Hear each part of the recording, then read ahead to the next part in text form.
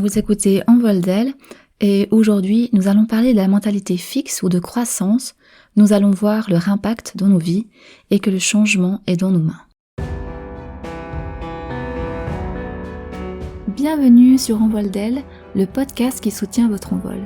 Je suis Rachel, coach certifiée, et j'aborde avec vous des thèmes de développement personnel pour nous permettre de nous épanouir et vivre des relations harmonieuses. Bonjour, je suis contente d'aborder avec vous ce thème que je trouve passionnant et qui est générateur de différences importantes dans la manière de vivre notre vie. Selon Carol Dweck, une chercheuse américaine et professeure renommée à l'université de Stanford, nous pouvons soit adopter un état d'esprit fixe, soit un état d'esprit de croissance.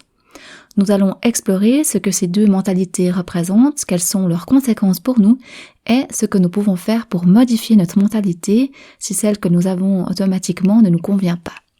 Ok, alors commençons par l'état d'esprit fixe. Selon Carol Dweck, c'est croire que le talent est inné, déterminé à notre naissance par un certain degré d'intelligence, de capacité, que l'on n'y peut rien, c'est génétique et c'est fixe. Pour ces personnes, il y a ceux qui sont intelligents et les autres, ceux qui sont talentueux et les autres. Quelles sont les conséquences de cet état d'esprit ? Eh bien, il semble que cette manière de penser nous conduit à essayer peu de choses, de peur de paraître stupide ou comme ayant reçu peu au départ. Les relations sociales peuvent également être plus compliquées, comme on a la pensée que les gens ne peuvent pas changer. De même, on peut avoir plus de peine à recevoir et intégrer des messages positifs sur nous-mêmes. Dans l'état d'esprit de croissance, rien n'est joué d'avance. Oui, nous sommes différents et nous avons des bagages différents, cependant nous sommes également tous capables d'apprendre, de nous entraîner, de persévérer et de développer nos talents grâce à nos efforts. Est-ce que ça veut dire que nous pouvons tous être des Einstein ou des Beethoven à force de motivation et d'efforts ? Non, nous dit Carol Dweck, mais les personnes avec une mentalité de croissance croient qu'il est impossible de prévoir ce qui peut être accompli avec des années de passion, de labeur et d'entraînement. Ces personnes pensent donc que leur talent relève plus de leur effort que de leur héritage génétique, et ainsi elles sont plus portées à oser des projets, à relever des défis, à être résilientes face aux difficultés, car les échecs sont considérés comme une possibilité d'apprentissage. Elles ont tendance à avoir une meilleure estime d'elles-mêmes, sans se sentir menacées ou en compétition face aux autres. Elles manifestent une plus forte créativité, ainsi qu'un comportement plus sociable et une manière de résoudre les conflits interpersonnels de manière plus positive. Ainsi, l'état d'esprit que nous avons génère une profonde différence dans la façon dont nous vivons notre vie et ce que nous en faisons. Quel est votre état d'esprit ? Pour le savoir, je vous propose un mini-quiz. Question 1. Comment considérez-vous l'effort ? A. Comme une mauvaise chose, devoir fournir des efforts est la preuve que vous n'êtes pas intelligent ou doué pour ça. B. Comme une bonne chose, car c'est l'effort qui vous rend intelligente ou douée. Question 2. Qu'est-ce que c'est pour vous un échec ? A. Un revers, c'est-à-dire recevoir une mauvaise note, perdre un match, être licencié, se faire rejeter, ce qui signifie que vous n'êtes ni intelligent ni doué et vous avez tendance à abandonner. C'est une mauvaise chose. B. C'est ne pas grandir, c'est-à-dire ne pas atteindre ce à quoi vous accordez de la valeur, ne pas réaliser votre potentiel. Vous le voyez comme une opportunité d'apprentissage, cela vous pousse à persévérer, c'est une bonne chose. Si à ces deux questions vous avez répondu A, alors vous êtes dans un état d'esprit fixe. Si vous avez répondu B, vous êtes dans un état d'esprit de croissance. C'est important d'être conscient que notre société valorise l'accomplissement naturel et sans effort, plutôt que l'accomplissement par l'effort. Et cette vision, elle est présente partout. Selon Malcolm Gladwell, auteur et écrivain, c'est comme si Michael Jordan sortait de l'utérus en dribblant et Picasso en train de gribouiller. Cela image parfaitement l'état d'esprit fixe. Est-ce aussi la manière que vous avez de voir les génies, les stars de notre société, comme des personnes ayant des capacités uniquement innées ? Ou êtes-vous capable de voir qu'elles ont travaillé dur et longtemps pour être là où elles sont ? Les personnes avec un état d'esprit de croissance savent qu'il faut du temps pour que le potentiel s'épanouisse. C'est valable pour eux-mêmes et aussi pour les personnes qui les entourent. Elles apprécient également ce qu'elles font, quel que soit le résultat. Ceci implique que selon votre état d'esprit, vous aurez des objectifs très différents. Pour le groupe à mentalité fixe, l'objectif est de bien paraître, alors que pour le groupe à mentalité de croissance, l'objectif est d'apprendre. Bonne nouvelle, nous avons le choix. Ces mentalités, ce sont des états d'esprit, ce sont des croyances. Elles sont puissantes, certes, mais ça signifie que nous pouvons les changer dans notre esprit.